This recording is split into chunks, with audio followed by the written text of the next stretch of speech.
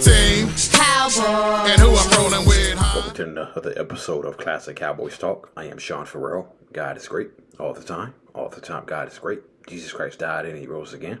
So now to get into it. Okay, so I saw a couple of posts on Tony Romo. Okay, and I wanted to talk about this today. So Tony Romo is going to be the topic today. But before I get into that, y'all, the wait is over. Training camp is here. Okay, training camp is here. The rookies report first. Okay, I believe the rookies report first this week. Okay, so the rookies for the Cowboys, I believe they report this week. Then the veterans, they report next week. Okay, so y'all, just what does the song say? I can feel it coming in the air. Yeah, football season is here. Training camp is here.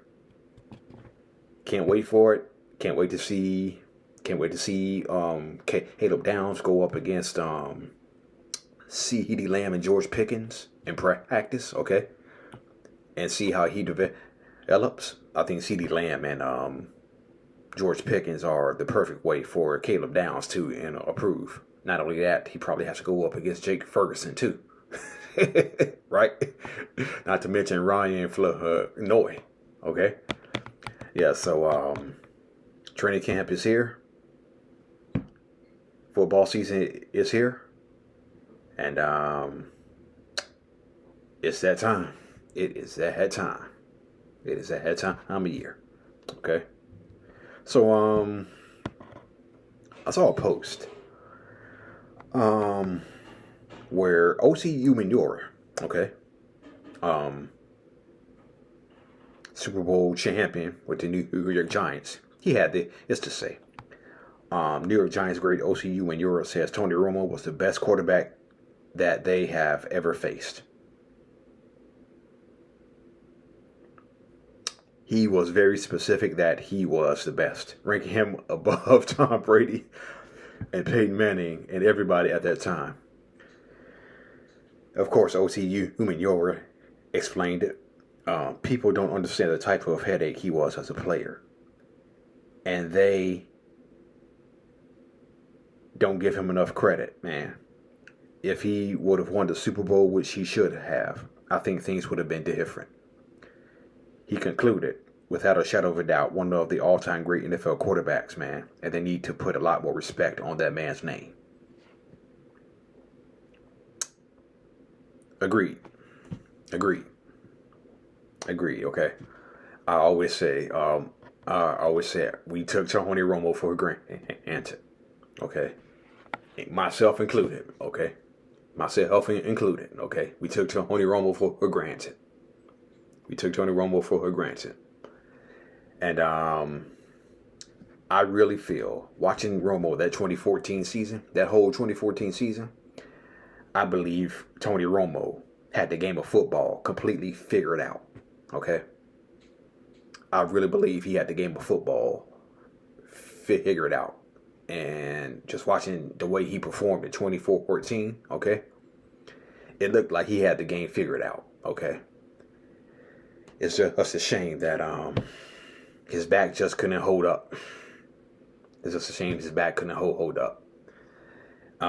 Then there was the clavicle injury that ended his season in 2010. And I believe that was the same injury that ended his season in 2015. Twice. Okay? Because he got hurt in the Philadelphia game, where we got revenge on DeMarco Murray. Okay? We got revenge on DeMarco Murray. And then Thanksgiving Day against Carolina, he got hurt again. So yeah.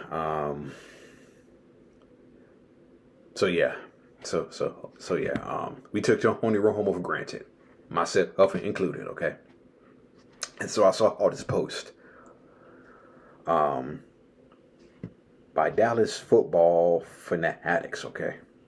Dallas football fans are fanatics, whatever it's called. And they had a post. It said, the ball hits Tony Romo's hands And for a split second, the entire Cowboys season is right there.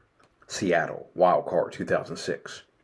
You already know what happens next because Cowboys fans have been forced to rewatch it in our heads for years. Romo bobbles the snap on the would-be go-ahead field goal attempt, tries to salvage it, and gets tackled short of the goal line. The image freezes in time like a cruel screensaver. The quarterback, the holder, the guy who was supposed to be the steady hand in the moment built for calm. And from that night on, Romo's career got stamped with a label that never really came off. Choker. Yep. So, I remember watching that game. Okay. I was at home when they were going for the field goal. I was at home watching the game they were going for the field goal. And I remember I had my fingers crossed like this. I was down on the floor watching it, going like this. And then he fumbled to the snap. And my heart just dropped. My heart dropped. My heart just dropped. And I was like, oh, that's so cruel. That is so cruel. That's cruel. That is a cruel way to lose. Here's the thing, though. The label has been lazier than it is true. Because if we're being honest, Romo's Cowboys legacy isn't defined by what he was. It was defined by 2 or 3 moments let people say he was.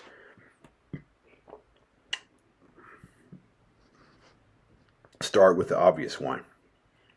That 2006 play wasn't a quarterback throwing a pick six. It wasn't a guy shrinking from the moment.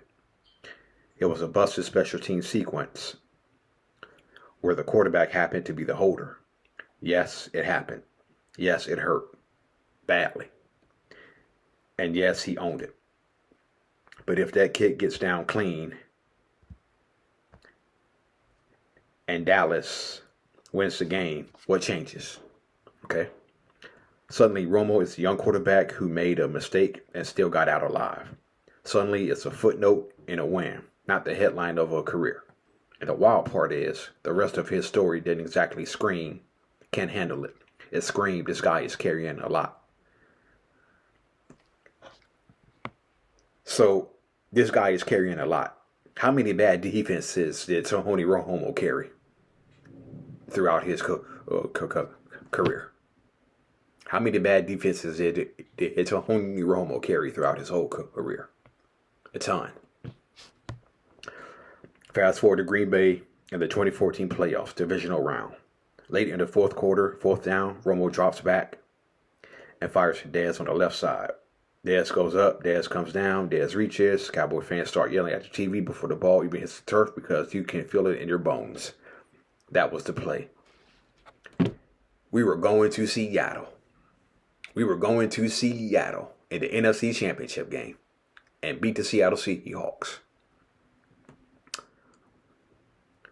The catch that every Cowboy fan still calls Dez caught it, because in real life, in football life, common sense life, it looked like a catch. We all what happened next. The officials overturned it. The Cowboys lost. And just like that, Romo's postseason resume got another black mark. Except, how is that on him? You know what?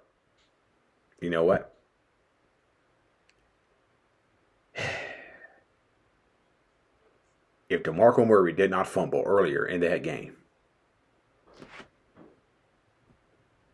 I'm just saying. If DeMarco Murray doesn't fumble early on in that game,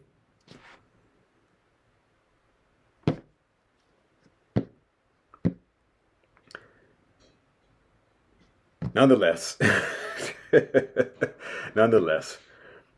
Romo made the throw on the road in the cold in the season where the Cowboys finally felt like they had the balance and the muscle to go with the quarterback. And if that stands, Dallas is settled first and goal with a real shot to take control of the game.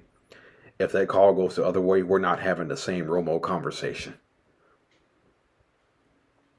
We're talking about the comeback drive. We're talking about the guts.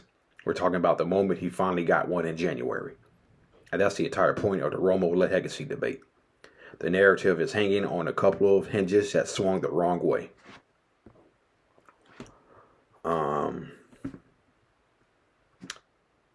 The post continues. Now let's talk about the part that gets buried because it's not as meme friendly as a botched hold or controversial play review. Late career Romo was flat out efficient. Just talked about 2014 where he had the game of football figured out. By the time he hit his early to mid 30s, he wasn't just a backyard gunslinger making miracles and mistakes in the same quarter. He had turned into a quarterback who could carve you up with timing, touch, and quick decisions. He could win from the pocket. He could punish blitzes. He could turn a 3-yard slant into a back-breaking drive because he knew exactly where the ball needed to be. And he did it while taking a beating. From the fans, from the press. Hold up.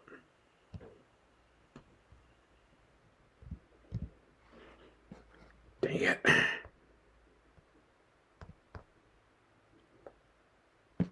This stupid thing. I lost my spot now. Okay. Yeah, here it goes. Okay. And he did it while taking a beating. From the media, from fans like myself. Okay. That's the part Cowboy fans remember. Even if the national story didn't want to. Romo played through injuries, behind some brutal stretches of protection with consistent pressure to be perfect because Dallas often lived on the edge. When the Cowboys were good, it was usually because Romo was playing like a top-tier quarterback. When they were flawed, he was expected to cover every crack. It's still the loudest thing people remember. It's a one play where he wasn't even throwing the football. This is where the GOAT argument crowd gets uncomfortable because they want legacies to be neat. They want rings to be the entire story. They want a quarterback's career to be a simple math problem. But football isn't math. Football is a sport where one snap can turn into a decade-long punchline. Football is a sport where an official's interpretation can erase a drive that should have lived forever. Football is a sport where officials' interpretation... I already read that. Football is a sport where the difference between clutch and can't win the big one is sometimes a fingertip, a bounce, or a call. So ask yourself this, like a Cowboys fan who's watched every era of this franchise's emotional roller coaster. If Romo gets that win in Seattle 2006, and if Daz catches that ball in 2014, what are we saying about him? We're saying he beat the choker thing early. We're saying he let a signature payoff moment. We're saying he was the guy who kept the Cowboys relevant for a decade and almost dragged them into something bigger.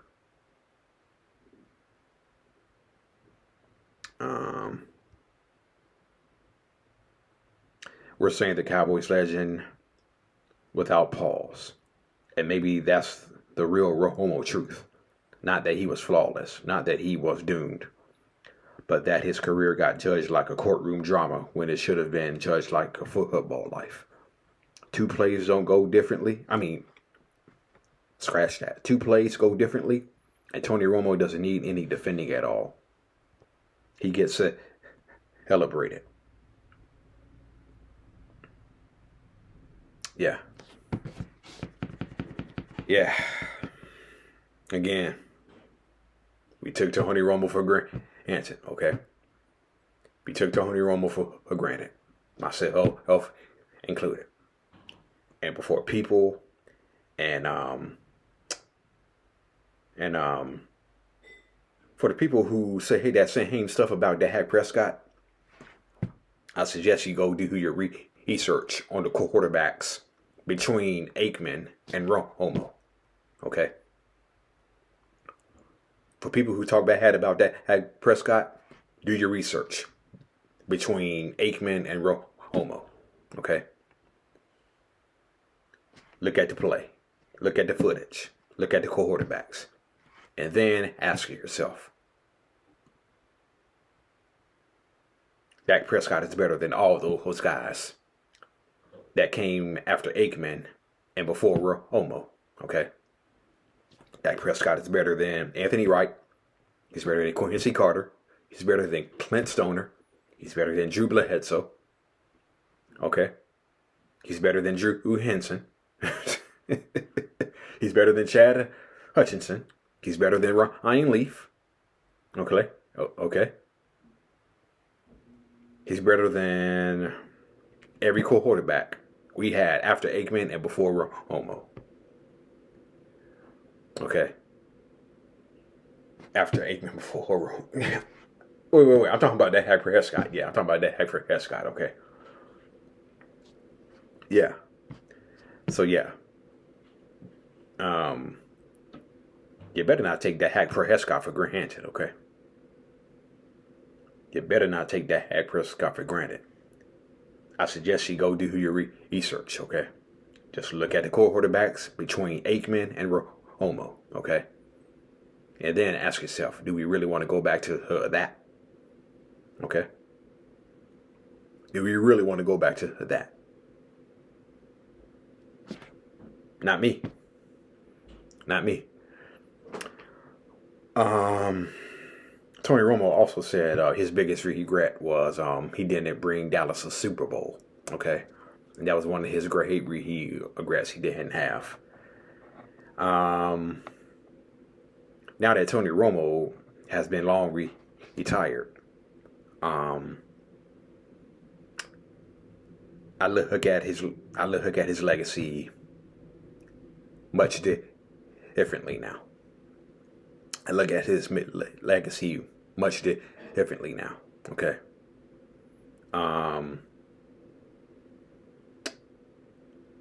The playoff game against the New York Giants in 2007. Okay. I don't think Tony Romo caused the team to commit 11 penalties in the game. Okay. We had 11 penalties in that game. I don't think that was Tony Romo's fault. Okay.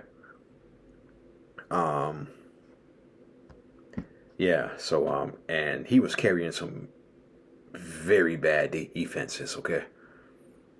Tony Romo carried some very bad defenses, and we often had to get into shootouts. Okay. To win in the game because our defense just could not hold up. Our defense just cannot hold up, okay? And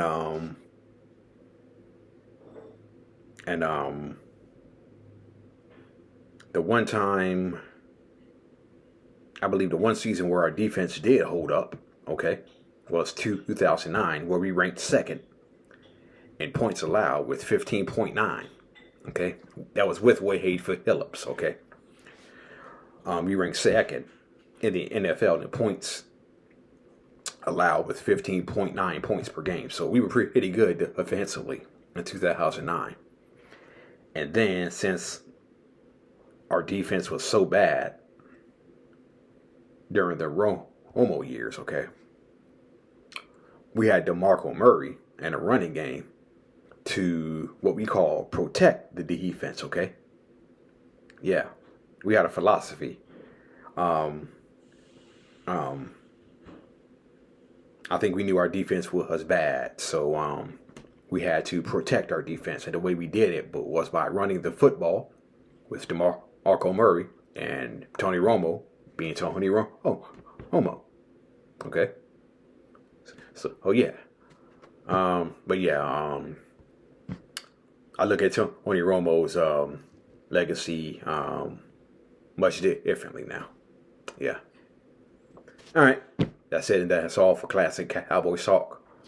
I am Sean Farrell. I am out of here. Whoa. One more thing.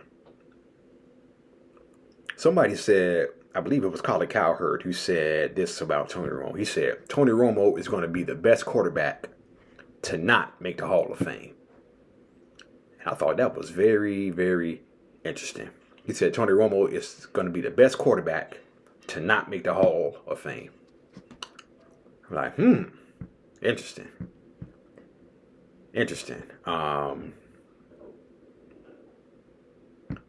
Man, so the question is asked: does Romo deserve to be a Does Romo deserve to be a Hall of Famer, or it's Colin Cowherd right when he says Tony Romo is going to be the best quarterback to not make the Hall of Fame? Okay, so they're probably saying they're probably saying the same thing about Darren Woodson, the best safety. Want to know if the best safeties to not make the Hall of Fame? All right. Now I'm out. Okay, peace out. God bless. Who? Cowboys. What's my blue and gray team? Cowboys. And who I'm rolling with, huh? My Cowboys. Steelers better get it right. Giants better get it right. Who? Cowboys. What's my blue and gray team? Cowboys. And who I'm rolling with, huh? My Cowboys. Eagles better get it right. Skins better get it right.